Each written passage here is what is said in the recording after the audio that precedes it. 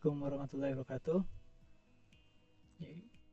Ya, ketemu lagi kita di perkuliahan Operation Research 1. Nah, materi kita hari ini adalah tentang PERT atau PERT, ya kan? Program Evaluation and Review Technique. Nah, jadi PERT ini adalah teknik analisis network diagram yang dapat digunakan untuk mengestimasi durasi proyek, ya. Karena namanya durasi ya, ada ketidakpastian ya mengenai uh, estimasi durasi ini selesai atau tidaknya. Jadi salah satu makanya dinamakan dengan program evaluation teknik ya, mereviewnya. Ada 3 estimasi yang kita perlukan. Jadi ada most likely time atau M, ya, waktu yang diperlukan untuk menyelesaikan dalam suatu situasi normal. Jadi ini expected, ya kan? Nah, ini most likely time. Terus kemudian ada optimist time. Nah, waktu tersingkat yang diperlukan untuk pekerjaan itu diselesaikan. Dan yang ketiga adalah pessimist time. Jadi ada waktu yang normalnya, waktu yang kita inginkan, kemudian ada waktu optimis, ada waktu pesimis. Ya, kalau waktu optimis karena kita bisa cepat optimis, ya kan? Maksudnya lebih dari yang diharapkan gitu kan? Lebih ya, lebih yang diharapkan. Ya. Nah, jadi diharapkan itu 2, jadinya 1. Berarti melebihi atau diharapkan hasilnya optimal, maksimum gitu ya. Diharapkan 2, ternyata jadi 3. Atau demikianlah sebaliknya. Contoh, diharapkan itu minimal gitu kan. Minimalnya itu 1, minimalnya itu 2, tapi kita jadinya 1 gitu kan. Nah, itu. Jadi optimis gitu ya. Jadi dan kemudian ada pesimis time waktu yang pesimis. Jadi, nah ini unexpected yang tidak sesuai dengan diharapkan. Karena apa? Diharapkan itu adalah 2 ya untuk maksimal, ternyata terjadi 1. Nah, kan itu kan tidak diharapkan. Ya, jadi waktu terlama yang diperlukan untuk menyelesaikan pekerjaan karena mungkin yang masuk akal. Jadi pesimis ya. Nah, PERT mengkombinasikan dari ketiga hal ini. Ya, dari ketiga hal ini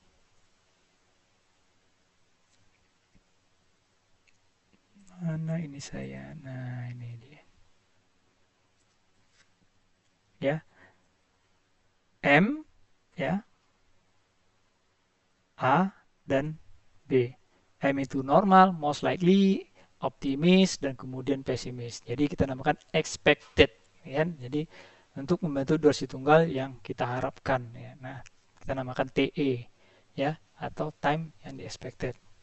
Nah, apa kemungkinan tersebut? Ya udah, waktu optimis, ya, A, waktu pesimis, B, dan waktu realistis atau most likely. Nah, bagaimana?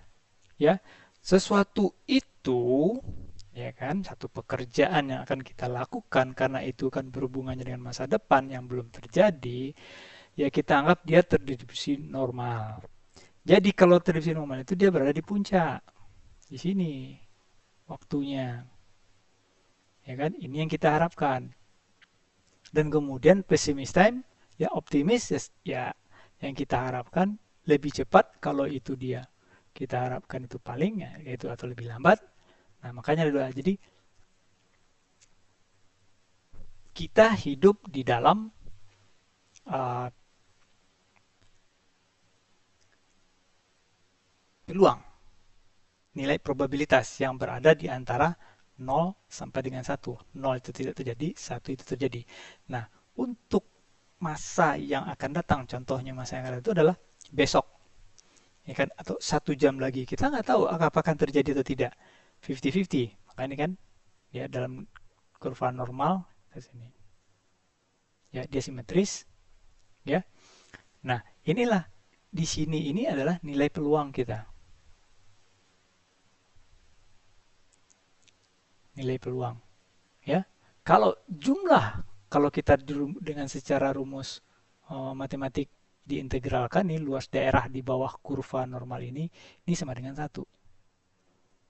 Ya, luas daerah. Nah, sekarang kita berada di mana yang kita harapkan? Ya. Nah, makanya ada most likely time yang kita harapkan, ada optimis, ada pesimis. Ya bisa jadi kalau kita harapkan maksimal, ya kan, yang maksimum, Ya, nah berarti kalau itu terjadinya melebihi dari maksimum, nah itu optimis kita kan, atau kurang dari yang maksimum berarti itu optimis kita. Oke.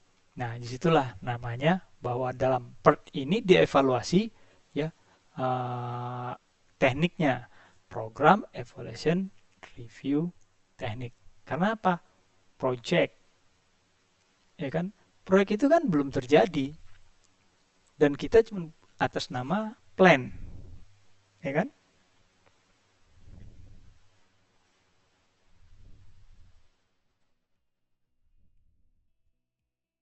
Atau itu rencana, dan rencana ini tidak akan pernah ya melebihi dari yang aktual yang terjadi. Tidak bisa dia melebihi rencana itu, ya kan? Karena apa? Kalau aktual pasti kan aktual paling tidak akan sama dengan yang direncana, ya kan? Atau aktual bisa terjadi tidak sama dengan rencana. Bisa dia berkurang, tidak bisa lebih kan kayak gitu.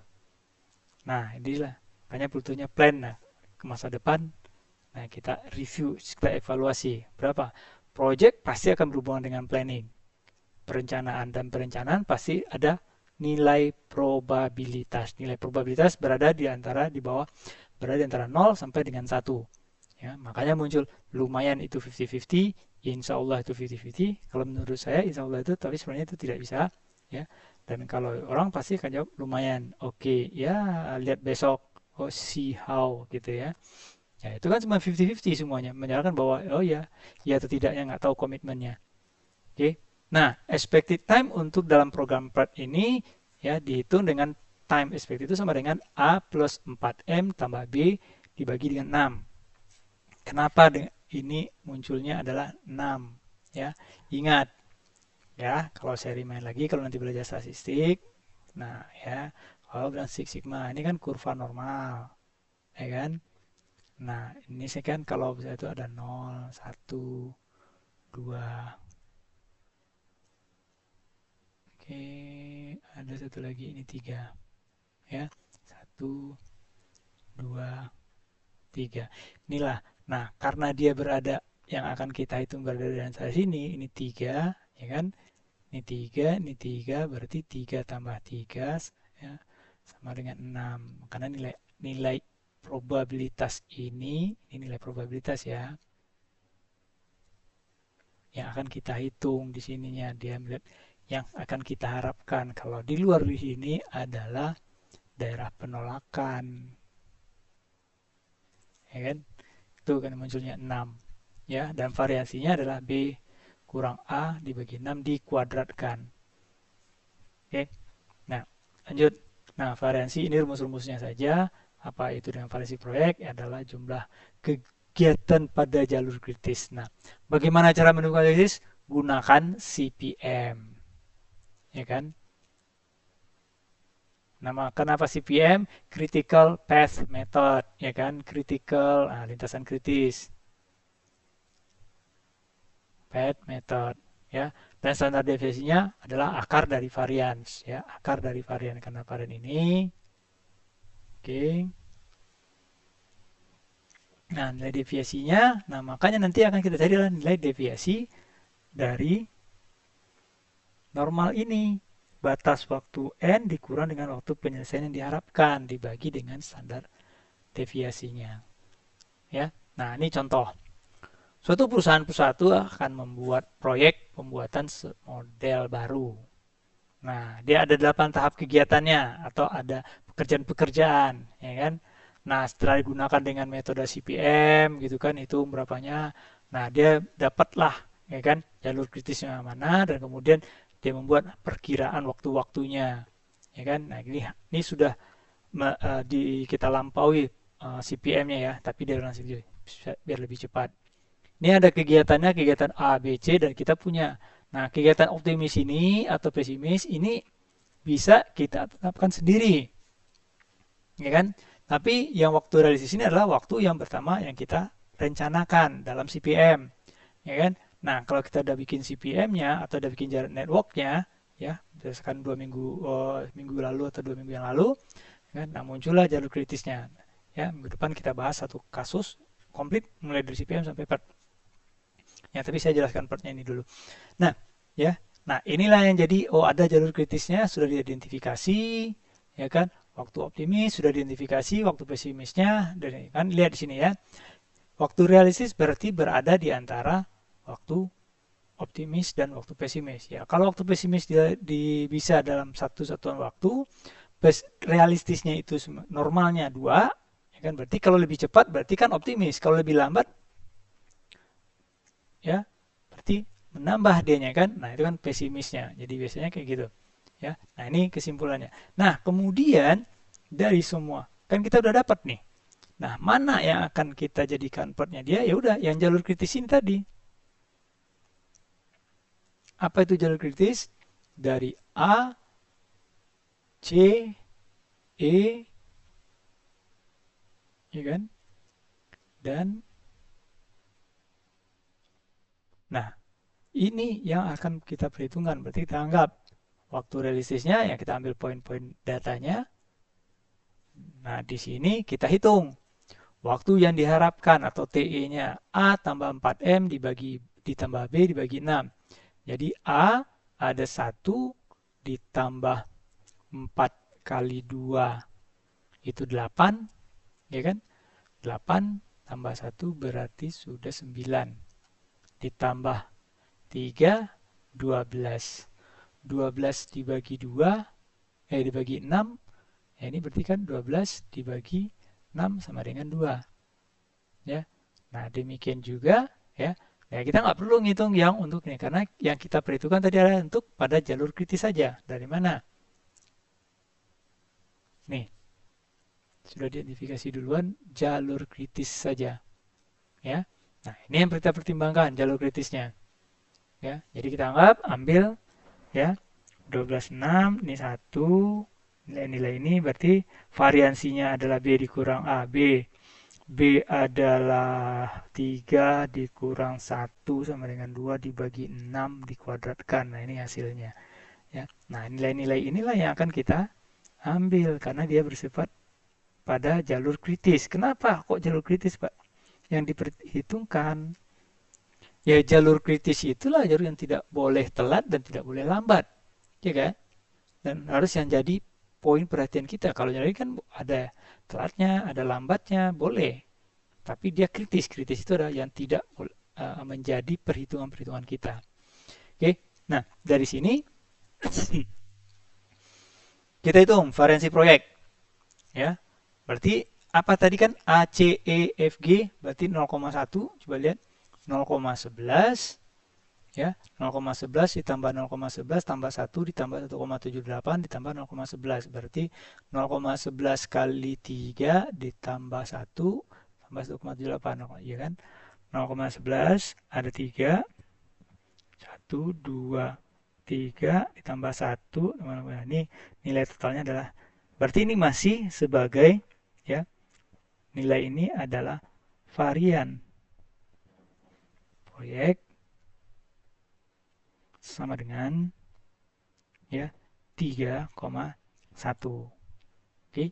Nah, dari 3,1 kita ambil berapa ya standar deviasi proyeknya. Standar deviasi proyek itu adalah standar deviasi atau saya rumuskan di sini standar deviasi sama dengan ya akar dari variansi proyek. Variansi proyek sama dengan 3,11 berarti akar dari 3,11 ini ada 1,76 minggu. Ini nilai yang kita ambil ya. Dari untuk apa? Untuk menghitung nih ya. Nilai deviasi normalnya. Nah, kemudian proyek menetapkan batas waktu penyelesaian. Dia kan si perusahaan juga sudah menetapkan waktu penyelesaiannya. Nah, dari penyelesaian yang ditetapkan 26 minggu, sedangkan waktu yang diharapkan ya adalah 25 minggu. Nah, kita ingat aja. Nah, ini kan ketetapannya. Oh ya, ini berapa ya? Kita sebagai orang proyek gitu, berapa misalnya? Udah kita ngitung berarti kita punya ample time kan? Punya toleransi kita sendiri ya kalau ini mundur. Makanya nggak mungkin kita, oh ya proyek kita proyek di tempat A. Oh ya, ini waktunya bisa selesai dari perhitungan perusahaan. Ya, saya butuhnya sekian lama. Bisa nggak? Nah, kita ngitung berdasarkan apa kegiatan-kegiatan terjadi. Kita harapkan itu kalau mintain 1 minggu, ya kita harus ngitung dalam waktu kurang dari 1 minggu. 1 minggu itu 7 hari, ya udah saya harapkan itu bisa maksimum dalam 6 hari atau 5 hari. Karena itu sebagai apa namanya profit kita. Nah, dari sini kita perhitungan kan, makanya kita lihat secara distribusi normal. Nah, karena waktu penyelesaian ditetapkan adalah 26 minggu, yang kita harapkan adalah 25 minggu, kita hitung 26 dikurang 25 dari yang ditetapkan dengan yang kita punya, kan ada ya ada sisa minggu, nilainya adalah 0,75. Nah, apa maksudnya dari 0,7? Kita butuh tabel distribusi normal.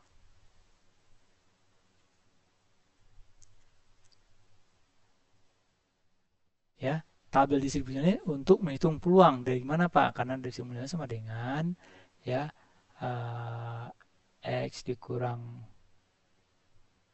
nilai tata dikurang mu per standar deviasinya. Nah, ini nanti akan Anda pelajari di statistik. Yang kita bahas langsung aja dulu. Ya. Nah, idat ini artinya apa? Karena ya 0,57.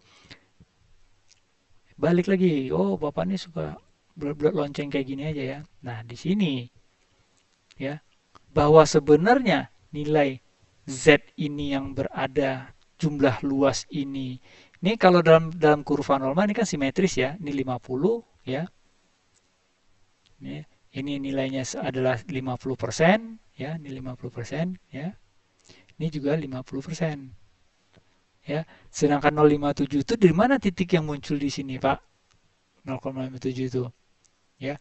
Nah, bagaimana kita mencarinya? Ini kita butuhkan. Nah, luas daerah ini adalah sebesar 0,57 atau 57. Nah, luas daerah yang seperti ini kita gunakan ya tabel distribusi normal. Tabelnya seperti apa, Pak? Ya. Oke, saya ambil. Ya, kita keep dulu. Tabel distribusi normal ini udah saya download dari mana ya buku saya. Duh.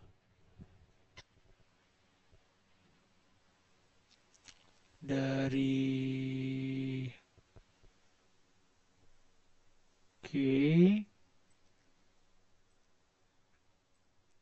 statistik.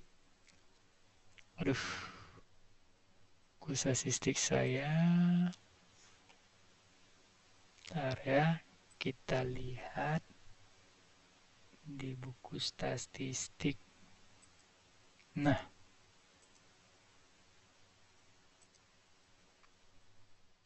ini buku statistik dari Hamdi Taha ya. Kalau Anda bisa lihat di sini.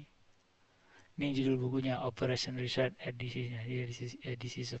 Hamdi Taha ini semuanya ada lah di sini. Oke, nah untuk dia ada juga tabelnya. Nah, bagaimana cara hitungnya? Nilai Z yang 0,5 karena dia ada 0,57, 0,5 dan sininya dua angka di belakang komanya di sini. Pertemuan dua titik ini, nah di sini dia nilainya. Ya. 0,71 artinya 71,57%. Jadi kemungkinannya bahwa komplit sesuai dengan waktu yang kita harapkan tadi, ya ini kesimpulannya.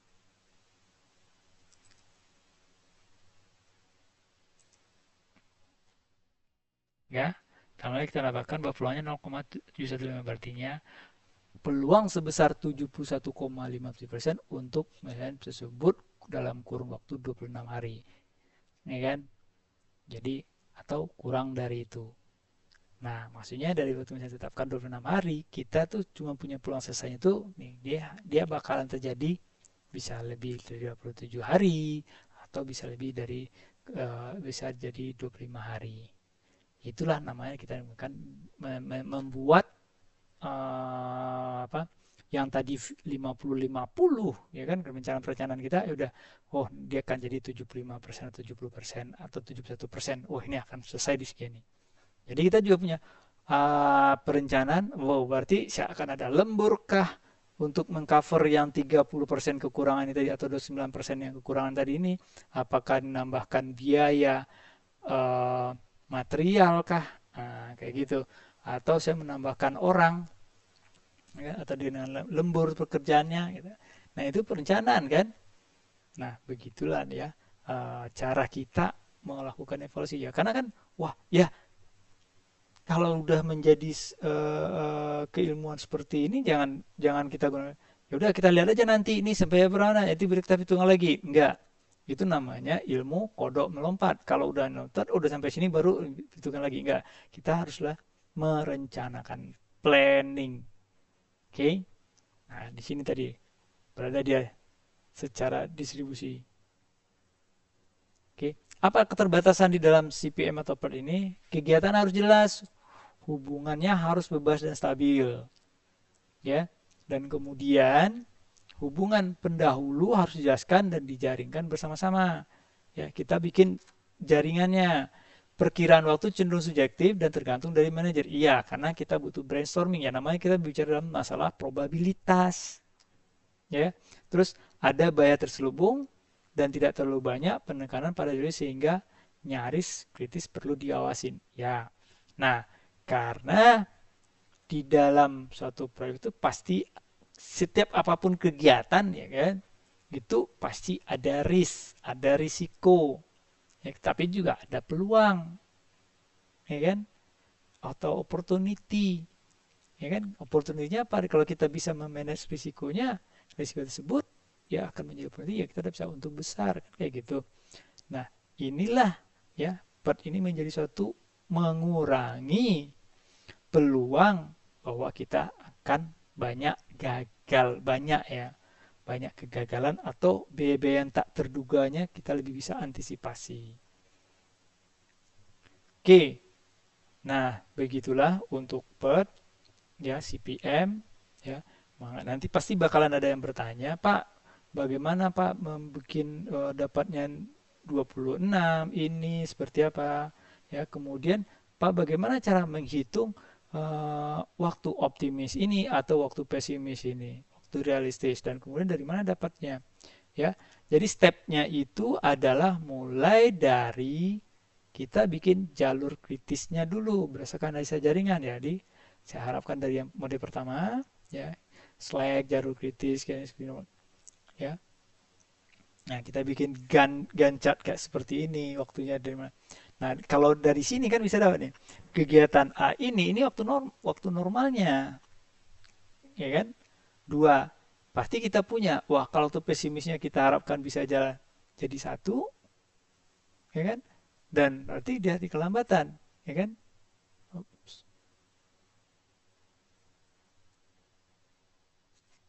Nih. Nah, kan udah terjadi nih bahwa contoh A, kegiatan A dan C itu saling baru bisa selesai. Dan inilah yang menjadi ya. Ini namanya finish, start ke C. Dan B dan C itu finish to finish. Finish di kegiatan yang di waktu yang sama. Ya. Nah, ini namanya Gantt chart-nya. Ya. Dan ini yang kita planningkan, dan jangan sampai ya mana yang kritis. Gitu kan. Ya, ini yang berdasarkan dari backward, tadi backward, sekarang onward. Oke. Nah, itu yang kita tetapkan. Contoh kegiatan A, ya saya bilang, bagaimana kita menetapkan waktu optimis atau waktu pesimisnya. Anggaplah contoh kegiatan A, ya mau komponen. Berarti ini waktu normalnya, ini adalah M-nya, ya kan? Nah, waktu optimisnya bisa jadi ke 1. Waktu pesimisnya bisa kita tambahkan 1 hari, ya kan? Dan kita tambahkan lembur kah atau itu bisa atau nambah banyak orang kan kayak gitu. Nah, inilah. Nah, bisa juga, oh kegiatan B bagaimana Pak? Bisa juga, oh saya ambil ya, oh itu toleransi Pak ya, bisa. Ya kan? Toleransi itu kan batas minimum dan batas maksimum. Nah, itu kita ambil ya untuk menentukan time of swimming. Ini kan kegiatan ya, kegiatan atau pekerjaan berdasarkan dengan satuan waktu, ya udah. Berarti toleransinya bisa lebih kecil, bisa lebih besar gitu. Ya. Nah, jadi dia sering belum mendapat lah dari kritisnya kita bisa tentukan time.